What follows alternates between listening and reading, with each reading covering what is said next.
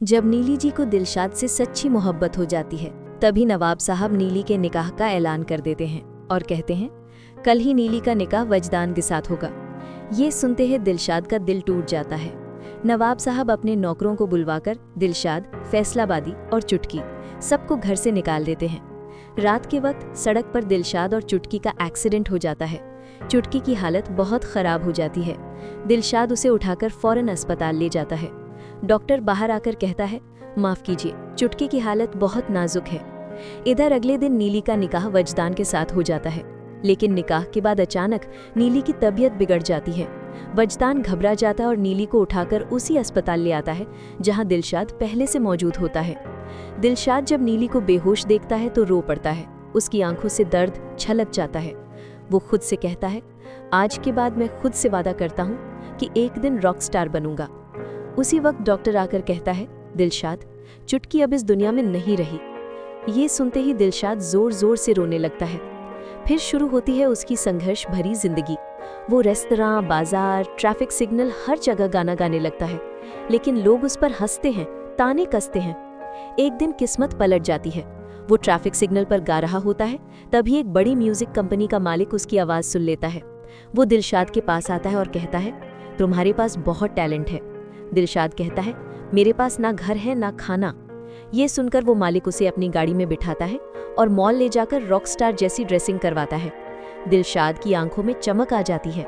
फिर उसका ऑडिशन होता है और जब दिलशाद गाता है तो सब हैरान रह जाते हैं। कंपनी का मालिक कहता है, अब मैं तुम्हारा गाना रिकॉर्ड करवाऊंगा। दिलशाद पूरी मेहनत से गाना रिकॉर्ड करता है और जब उसका गाना सोशल मीडिया पर रिलीज होता है तो धूम मच जाती है। हर जगह सिर्फ एक नाम, दिलशाद फैसलाबादी। वहीं नीली जब उसका गाना देखती है तो रो पड़ती है। वो कहती है, दिलशाद तो अब रॉक स्टार बन चुका है। वो तुरंत उसकी कंपनी पहुंच जाती है और कहती है, मुबारक हो दिलशाद, तुम्हारा सपना पूरा हो गया। दिलशाद मुस्कुराकर कहता है, मैंने उसी दिन ठान लिया था जब तुम्हारे बाप ने तुम्हारी शादी वजदान से कर दी थी कि एक दिन मैं रॉक स्टार बनूंगा। देखो, आज मैं बन चुका हूँ। जो लोग मुझे मिरासी कहते थे, वही अब मुझसे सेल्फी लेने को पागल हैं।